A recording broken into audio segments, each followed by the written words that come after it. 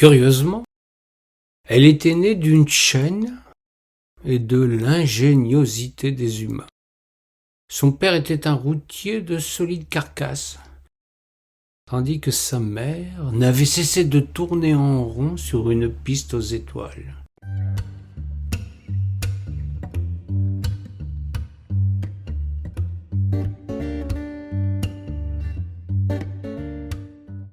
On lui avait raconté que son grand-père était jadis monté sur ces grands chevaux disposant d'une roue motrice de taille disproportionnée.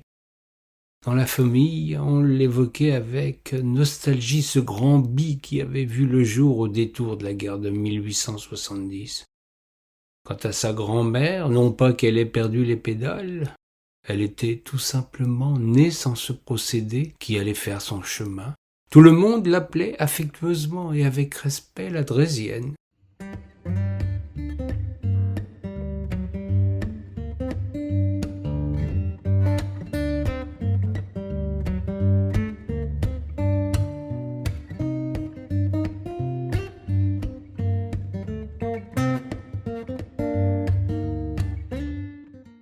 Notre héroïne se voulait être libre comme l'air qu'elle glissait dans ses boyaux. Elle se rêvait virevoltante sur les chemins de traverse, dansant quand le cœur lui disait de changer de braquet. Elle avait envie de mordre la vie à pleines dents, espérant qu'on lui offre de belles épopées le long des plus beaux itinéraires. Elle se souvenait avec nostalgie de ses premiers pas, ceux qui avaient nécessité l'appoint de petits trous de chaque côté de celle qui fermait la marche. Elle s'en émancipa bien vite, ayant vite attrapé le virus de la promenade, tout en éprouvant une allergie chronique pour tout ce qui portait moteur.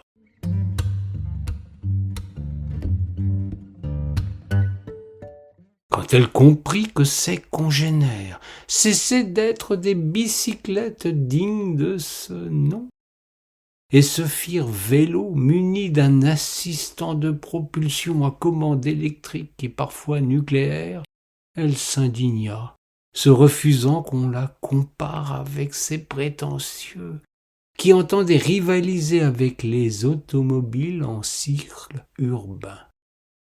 La confusion des genres et des termes la désolait. Pour elle, seule l'attraction humaine la plaçait au-dessus de la mêlée.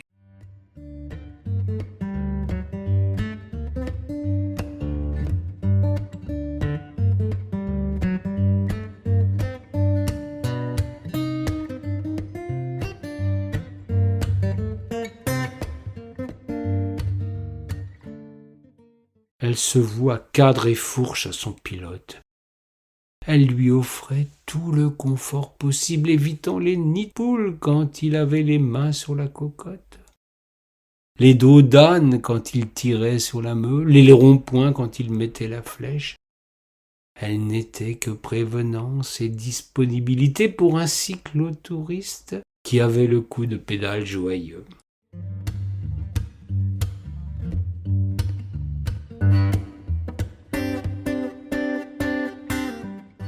Mais bien vite, elle se sentit prise au piège, victime d'une relation dans laquelle elle avait le mauvais rôle. Elle comprit qu'elle subissait la volonté de son cycliste, qu'elle devait supporter d'être attachée quand monsieur s'offrait une petite visite touristique. Elle se sentit muselée avec tous ces mots composés qui la mettaient sous les teignoirs. Porte-bidon, porte-bagages, antivol, cale-pied, attache rapide, garde-boue, c'en était trop pour elle.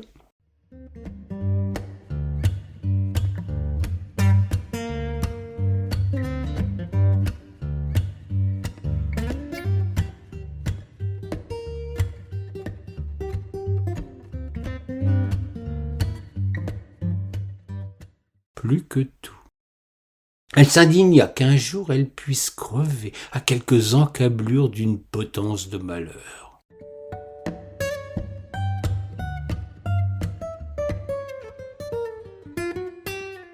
Elle voulut mettre les bouts, tailler la route de son propre chef.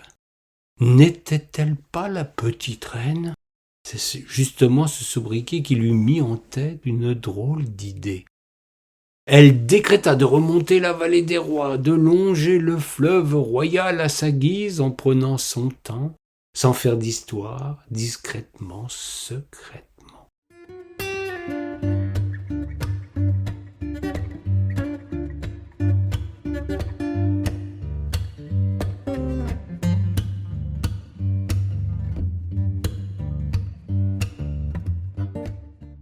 La bicyclette fit une fugue, une échappée belle sans rien demander à quiconque. Elle avait mûrement préparé son affaire, examiné l'itinéraire, se refusant à se laisser mener par le bout du guidon en suivant l'itinéraire de la Loire à vélo. Ce sont les chemins et les levées qui l'attiraient, pourvu que ce fût loin du bitume, pourvu que ce fût au plus près de la Loire. Elle avait l'âme champêtre et le cœur ligérien.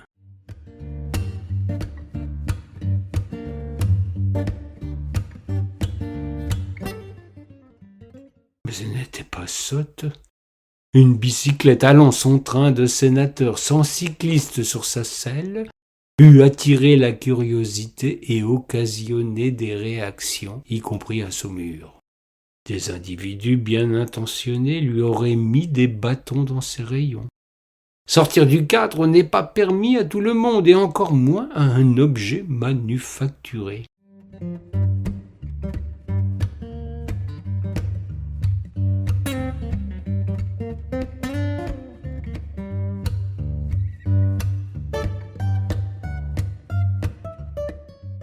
Il lui fallait éviter les curiosités, se dérober au regard de ces humains bien trop cartésiens.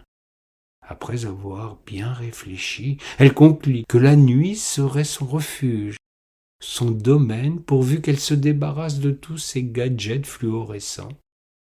Elle prit la clé des champs. Que ce fût bon nom d'une pipe, plus besoin de compter sur un autre pour faire son chemin.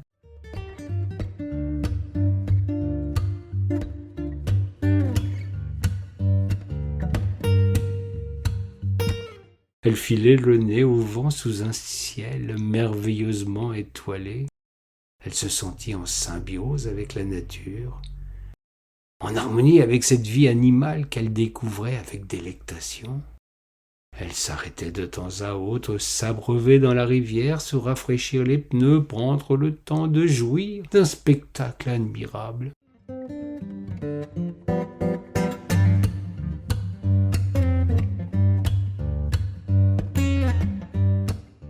Elle longea d'imposantes forteresses, de magnifiques châteaux, de belles demeures. L'inconvénient en roulant de nuit, c'est qu'elle trouvait toujours porte close, même si elle se douta que de jour, on ne la laisserait pas pénétrer pour une visite. Qu'importe ce petit inconvénient. Elle profitait des rues désertes pour découvrir des cités endormies. La crainte de se laisser surprendre à flâner ainsi sans compagnon la poussait à fuir bien vite les villes et les villages pour se réfugier le plus près possible des berges de ce grand flot majestueux. Elle s'offrit le plaisir de changer de rive, d'emprunter des ponts libérés de toute circulation. Elle n'avait jamais été aussi heureuse.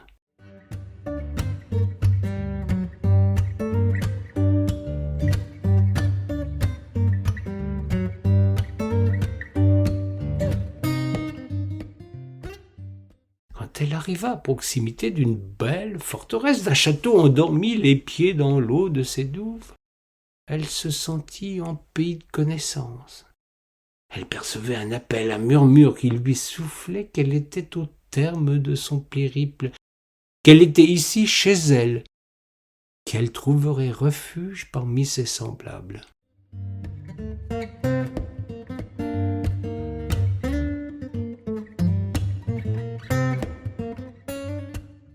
Elle se posa bien des questions, fit le tour de la charmante petite ville à la quête d'une explication rationnelle. Elle s'offrit le tour du parc du château, se perdit un temps dans la rue du bout du monde, pensant que c'était son but ultime.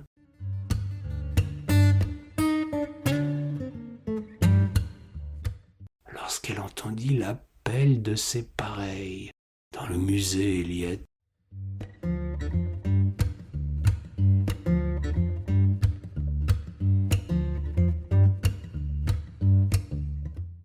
Jadis, il y eut ici une industrie cycliste florissante, des vélos qui gagnèrent les plus grandes compétitions, des bicyclettes qui offraient du bonheur aux gens. Elle s'accouda un peu pliée devant l'entrée, attendant que les portes s'ouvrent pour qu'une main bienveillante lui fasse place dans son royaume.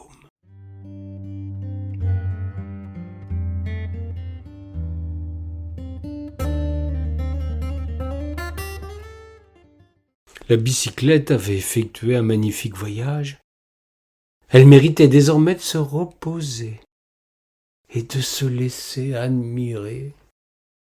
Ainsi prit fin son épopée, son aventure, sans que quiconque ne la remarque jamais durant son périple. Elle avait su se faire la belle. Elle pouvait maintenant évoquer avec ses copines sa formidable expérience.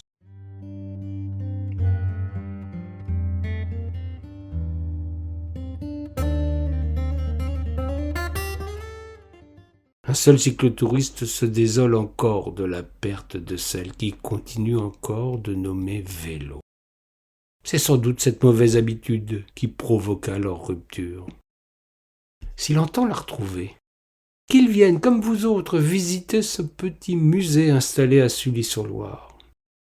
Je suis certain que si son ancien partenaire est néanmoins propriétaire, quel vilain mot, lui demande pardon, s'excuse humblement, et désormais la nomme bicyclette, elle reprendra la route avec lui. Elle ne demande que ça. Elle a depuis peu des fourmis dans ses moyeux.